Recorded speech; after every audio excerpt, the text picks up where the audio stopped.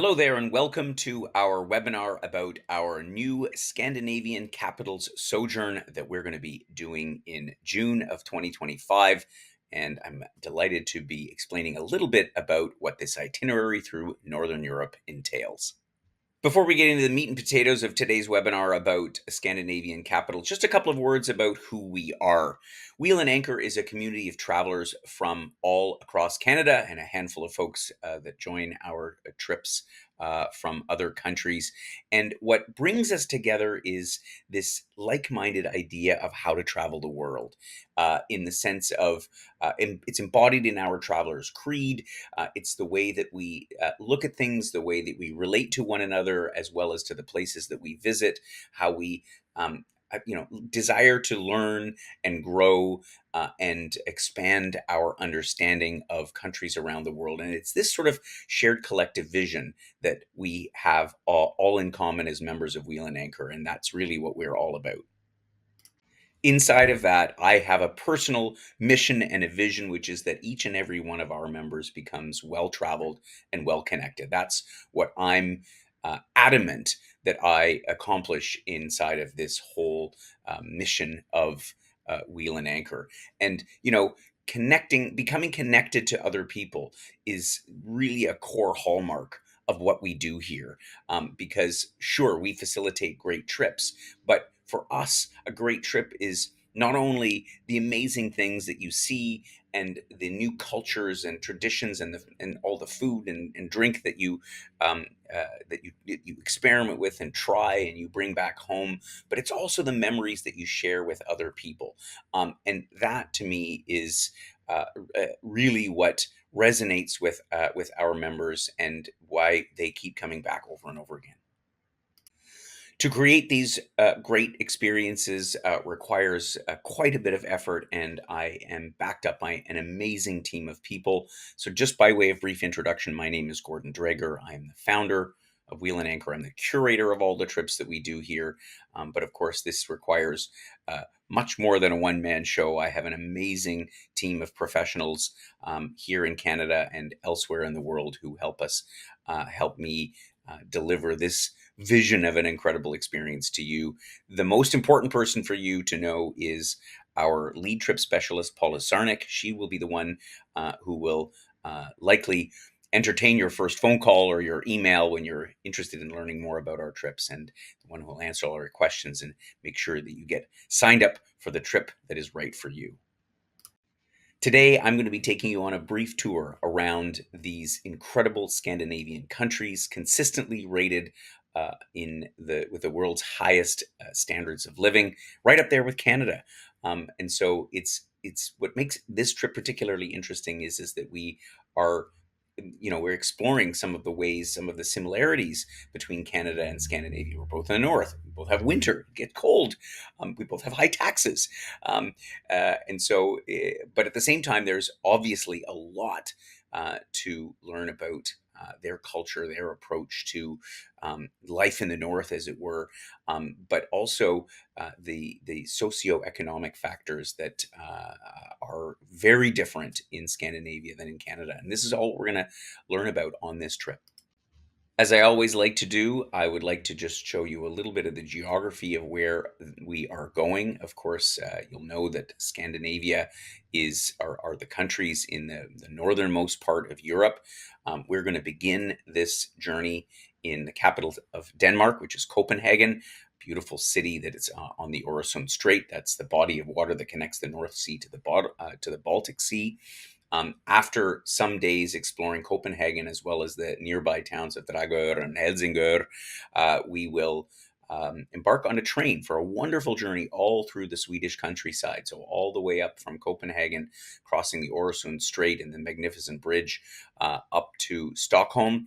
We will then be in Sweden's capital for the next 5 nights, exploring what this remarkable city, which is really built on an archipelago of islands. It's a fascinating place. It's probably my favorite of the 3 cities on this trip, even though I love them all and I like to travel there whenever I can. And from Stockholm, then we are going to take an overnight ferry across the Baltic Sea coming into Helsinki in the morning, where we will spend the last 5 nights of our trip exploring the capital of Finland. Finland is a country of many, many lakes, most of which are sort of further to the north in the central part of the country, but the coastline is really spectacular. And Helsinki itself has, the people are very laid back, particularly compared to their Swedish and Danish neighbors. And of course, there's a lot of interesting culture there, like saunas, that we will learn a little bit about, maybe partake in.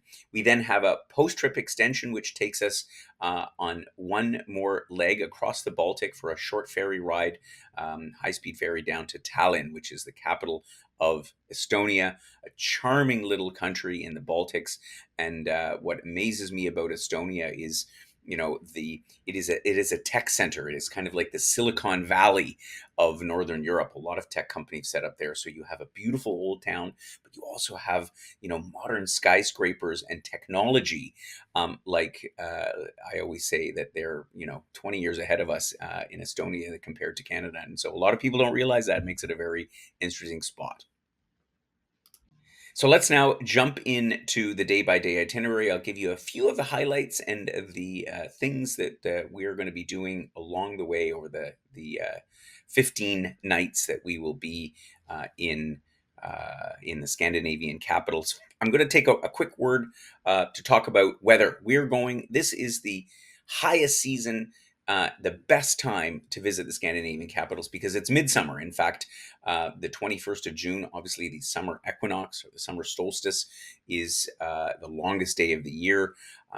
Being as far north as we are here, you have very, very long days. You have daylight that goes until after 10 o'clock at night. So it's really a great time of the year. The weather in Scandinavia, well, similar to Canada. I mean, it can get warm. It can get into the mid 20s. Seldom that it gets much warmer than that, but the evenings do tend to be cool. Usually in the high teens, but the weather is generally good. You might get a spot of rain now and again, but this is really the perfect time to be going to witnessing what life is like in Scandinavia in the middle of summer.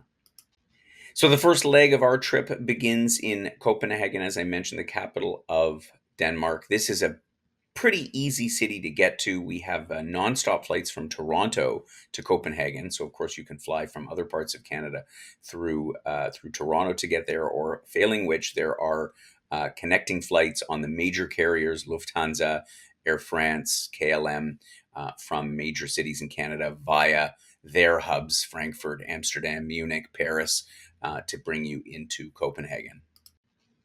Arriving into the city of Copenhagen, you'll be met at the airport, which is very close to downtown, connected by an incredible transit system. Of course, public transit is one of the things that works so well in all of the Scandinavian cities. And we're going to be staying right down adjacent to the main square, the City Hall Square of Copenhagen. It's literally about 100 meters away from our hotel. So super well situated. It's also a short walk from the railway station, which makes it very easy to get around, not only within Copenhagen, but with connections to all over Denmark. Not that we're going to be having a lot of time to explore all other parts of Denmark, as much as nice as that would be, but the location is really perfect. A lot of the center streets in Copenhagen are pedestrianized, particularly Strøget, and I'm probably pronouncing that wrong. If you're Danish and I said that the wrong way, I apologize, but it is one of the longest pedestrian retail streets in Europe, and winds all the way through the old part of town. All of that is within the doorstep. And of course, when we arrive, we'll gather and have time to just sort of stretch our legs or rest up from the long flight over. And we'll all meet together for the first time and enjoy a little cocktail or something to welcome and begin our trip in Denmark.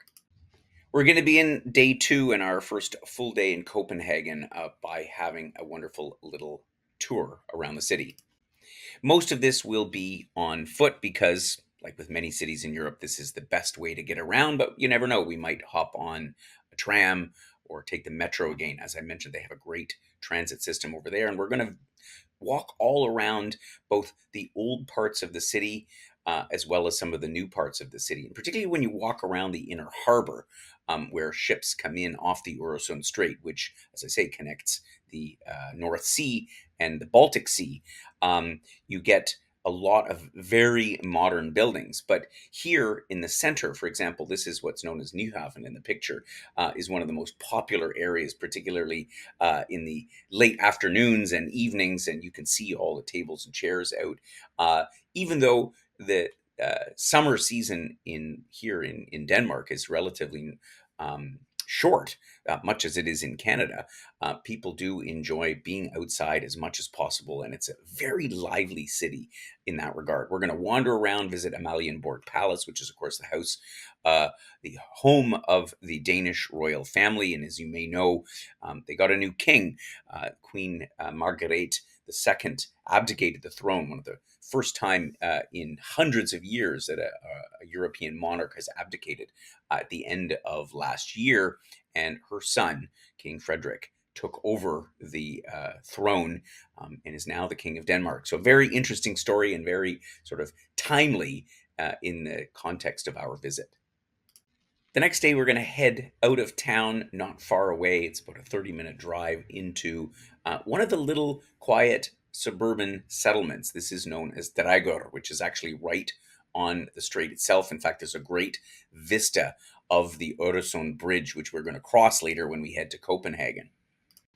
This is a stunning little town consisting of a whole bunch of colorful houses. It's a former fishing village. And in fact, they still do some fishing on the Öresund. We'll wander around the streets and we'll get a bit of an insight from our local guide about what life in rural Denmark is sort of all about. Now, this isn't very rural anymore. This is really on the outskirts of Copenhagen. So people here will obviously easily commute into town. But nevertheless, it gives a bit of a insight into some of the history here. There were This town was particularly known for the efforts of the local village people to rescue Danish Jews who were suffering during World War II, and so because of all of the shipping traffic that passed through the Öresund Strait. Another great site here that's always a favorite is an incredible view of the Öresund Bridge, which we're going to cross later in the trip when we make our journey from Copenhagen up to Stockholm. The next day in the morning, we are going to jump on a Danish train and head up to the north to the little town of Helsingør. Now, Helsingør sits at the narrowest point of the Öresund Strait, which, as I've mentioned over and over again, this is the body of water that separates Denmark from Sweden and where all ships have to pass that are going into the Baltic Sea. It's a charming little town. Its most famous landmark, of course, is the Kronborg Castle that you can see featured here, otherwise known and affectionately known as the Hamlet's Castle. So we'll have time to tour around the city itself and, of course, the castle, which is the main attraction, the main highlight, with some great vistas looking out over the strait. You'll see ships passing by, and you'll have plenty of time to sort of roam around and explore the castle and the town. And then we have it set up so you can go back to Copenhagen on your own if you want to spend a little bit more time. I know when I last visited with a group, there's a lovely little aquarium there as well that we stopped at. We had lunch at this square by the pier. All in all, it's a lovely way to enjoy a little bit of a smaller town in Denmark. I should note that each day we spend a couple of hours or a few hours traveling around with our local guide who's going to show us around, but we've included sufficient time to go and explore other things in the city. And there really is so much to see, which is why it's important in this sojourn style of travel that we do, that we allow lots of time for you to explore on your own. And therefore, it's also important to do a little bit of research, do a little bit of Googling, a little bit of reading some travel books about what these cities have to offer, because I find that there's always something, some form of art or a cultural tradition, or it could be a brewery. Copenhagen, of course, is the home of Tuborg, among other beers, and the brewery visit there is truly amazing. So whether it's somebody that's into beer or you're into culture and dance, make sure that you take the time to figure out what it is that you like to do. Nevertheless, we are then going to depart uh, after 5 days in Denmark to head to Stockholm. As I mentioned, the train station is a stone's throw from our hotel. We'll be heading over there and hopping on a long distance train that connects Denmark, the capital cities of Copenhagen and Stockholm. It's a great train ride. I've had the pleasure of doing it a couple of times. As I say, you head across the Öresund Strait and all the way through southern Sweden, so you'll get a great vistas of the landscapes of southern Sweden, which will be reminiscent to those from southern and central Ontario of the landscape there. In fact, if you close your eyes, you'll think, "Wow, this looks so much like home." The flora, the fauna, the geology, and so on. And so, some hours later in the early afternoon, we will pull into Stockholm's main station. Once again, we're staying a short walk away from the train station, and we'll already get a great sense of what awaits us in Stockholm. Our local guide is going to pick us up in the morning of our sixth day of our trip to show us around the town. Stockholm is a city that is spread over a series of islands adjacent to the mainland, and we're actually going to be staying in the more modern downtown part adjacent to the railway station, but very close walking distance to some of the islands like Gamla Stan, which is actually where the old town is. It's where the royal palace is, and it's just across from Södermalm as well as Östermalm and the Djurgården, which is a park. I'll talk about that in a second, where we will visit the incredible Vasa Museum. One of the highlights that we're going to see, though, today is the Stockholm City Hall, which is here in the center of the picture. It's quite a remarkable building, open to the public. We're able to go in and tour around, and its most famous aspect of this place is that this is where the Nobel Prizes are handed out each year. Not the Nobel Peace Prize, mind you, which is in Oslo, so we have to join our Norway trip to see that place. But here at the Stockholm City Hall is, again, remarkable location that all of the Nobel Prizes are handed out. Part of what I love most about Stockholm is, again, its location amongst all these islands in this so-called Stockholm archipelago. And so we're going to take a trip out and visit some of that. We'll embark on a local ferry that, again, is a walking distance from our hotel, and we will weave through all of these islands that, again, will be somewhat reminiscent of central Ontario, the area around Georgian Bay or Muskoka. There's lots of rocks. You get a little bit of a sense of it from the picture here, but these colorful little towns and villages where people live that form part of the suburban area of Stockholm, and people will commute in and out from many of these villages. We're going to head out to the outer edge to a little village called Sandhamn. We visited it before. It's kind of the last stop of the archipelago before it opens up to the Baltic Sea. And I recall when we went last time, some of us even took a dip in the Baltic Sea. It's chilly, but nevertheless, there's a lovely sand beach, and it's a lovely way to spend part of a day. We'll return back by mid-afternoon with ample time to enjoy some of the sights, sounds, smells, and tastes of Stockholm on our own for the evening. We'll have the better part of the day on our eighth day in Stockholm to explore more of the city on our own. So we'll have a whole morning and early afternoon at leisure. Be lots of things that you can partake in.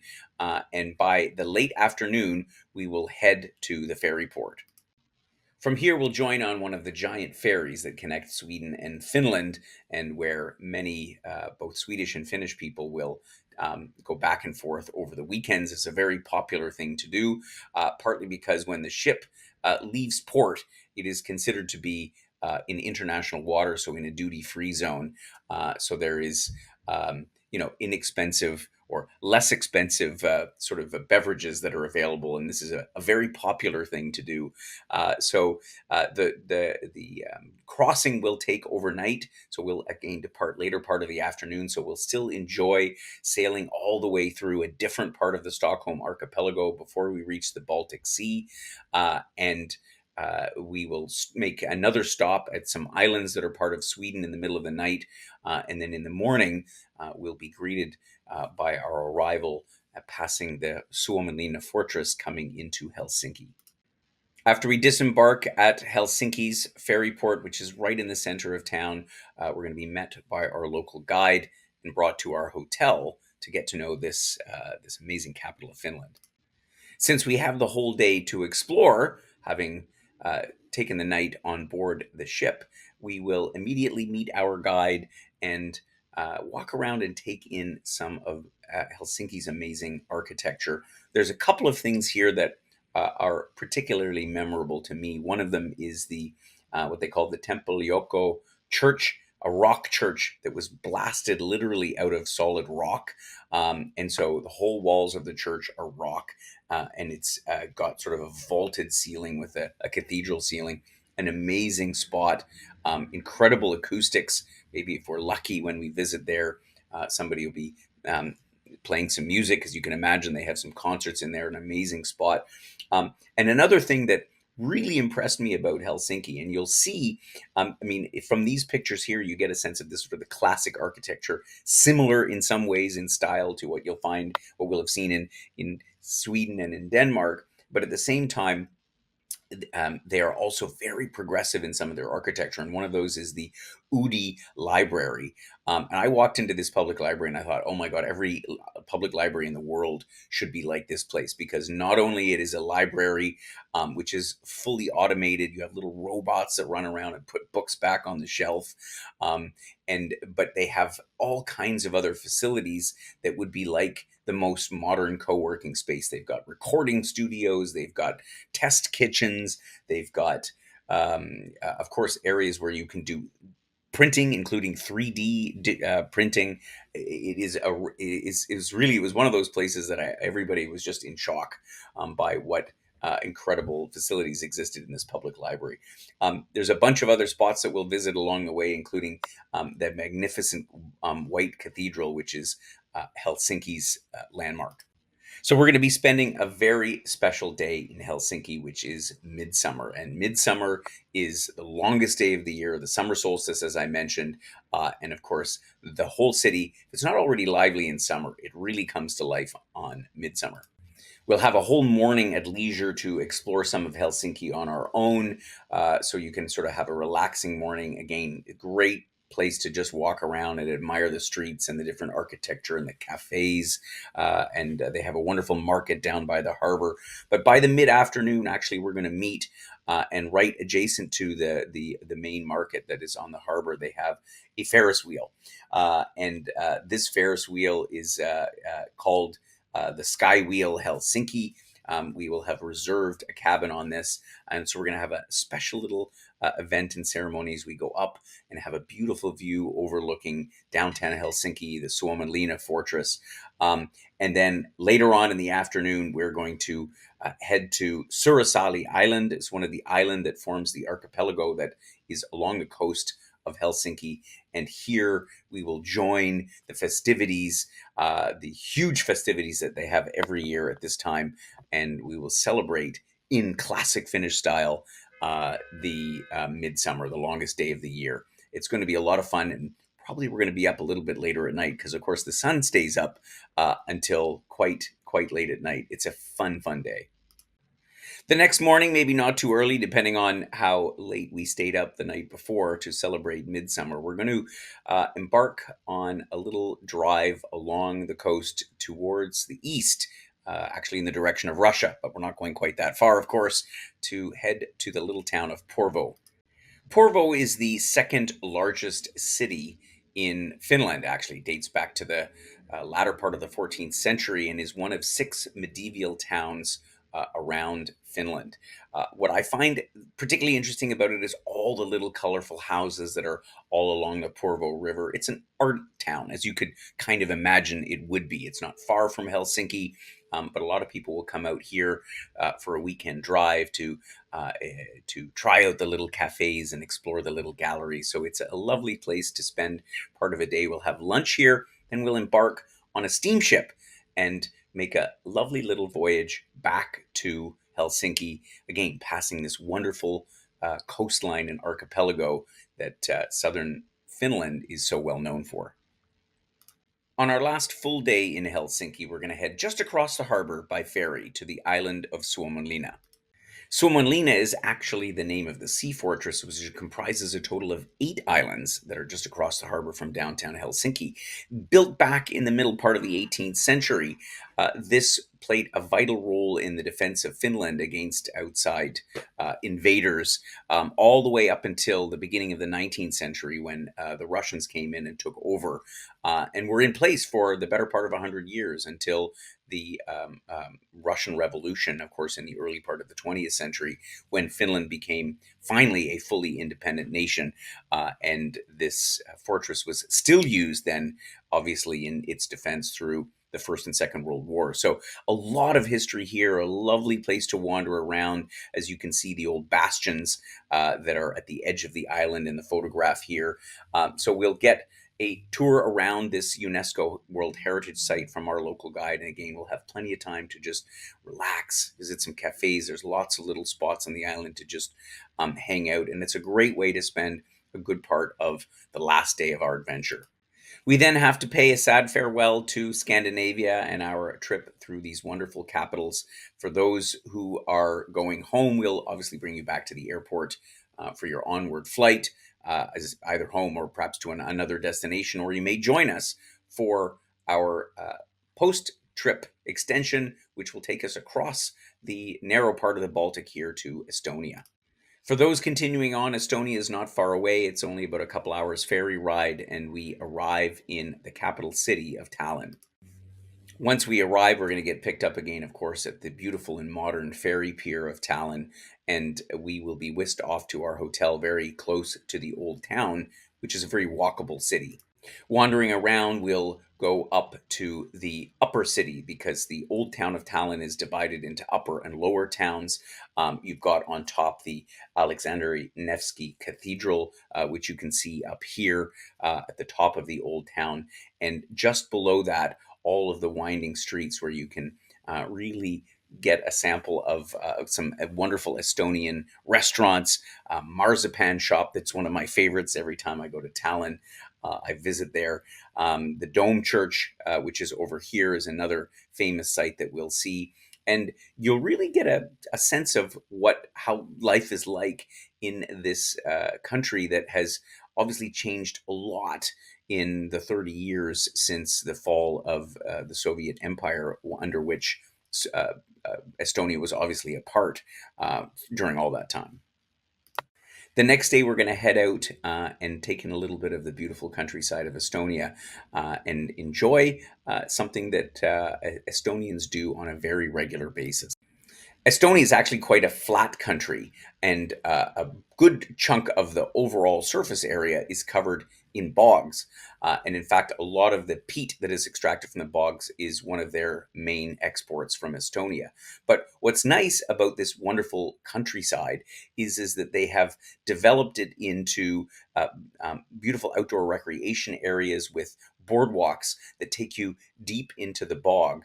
And you can stop on one of these boardwalks. They've got designated spots for swimming. And I remember the first time I went to Estonia, I thought, you've got to be crazy to swim in a bog, what we would consider a swamp, although they're not the same thing.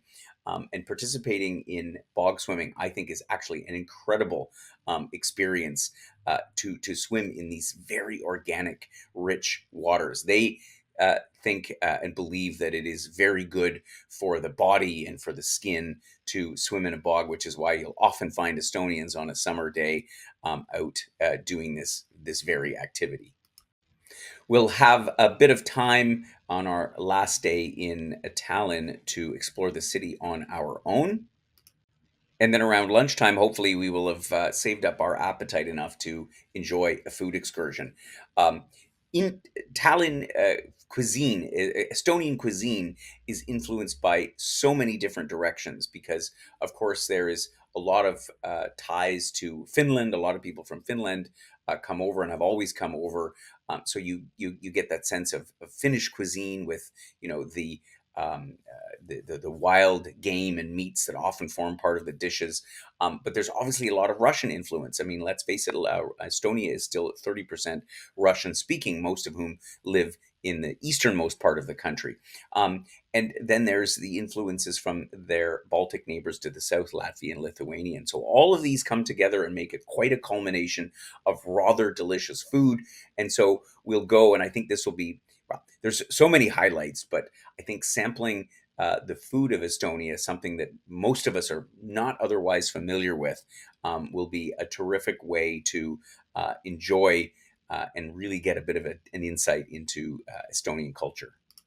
Our trip will wrap up here. And of course, those that are interested in exploring a little bit more of the region are welcome to book a few more nights, stay on in Tallinn, and perhaps travel to one of other Estonia's other beautiful cities like Pärnu in the south, or Tartu, the university capital of Estonia, or otherwise make arrangements and continue your journey or fly back to Canada. I'll just give you a brief overview of some of the logistics details, pricing, inclusions. Of course, all these are written out in great detail in our digital trip itinerary. Our main program of the Scandinavian capitals, which of course is in the peak season in the middle of June of 2025, at 79.90 Canadian dollars, and I think a relatively modest single supplement for those who would like their own room. For those continuing on to our post trip in Tallinn, Estonia, again, rates here shown in Canadian dollars. With our sojourn trips, we have a lot of inclusions, everything that you would need for a trip like this. So, of course, all of our local transportation, our great English speaking guides that we've picked out for this trip, accommodation in very well located, very comfortable hotels. Keeping in mind that hotels in much of Europe and Scandinavia is no different. The rooms are a little bit smaller than we may be accustomed to in North America. But again, the location, the ambiance, the service is all first class. And then we usually have here, as with most of our trips, breakfast each day, and then either a lunch or a dinner, allowing you time to enjoy cuisine at your own flavor, your own taste and pace. The only extras that you have to take care of are your airfare, of course, and your travel insurance, both of which we can facilitate through our office. And that wraps up our webinar all about our Scandinavian capitals plus post trip to Tallinn, Estonia. If you do have any questions that we haven't covered here, please check the detailed program itinerary that we have created, and you will have perhaps already had a read through. Otherwise, we also have an additional information, which is like an FAQ document that will answer a lot of your questions. Of course, Paula and our team are always there for any other questions that you might have. Contact information is shown. I hope you'll join us to Scandinavia in June of 2025. This is a wonderful time to go. It's a great part of the world, and it's really a lot of fun. So thank you so much for joining us on our webinar about the Scandinavian capitals in June of 2025.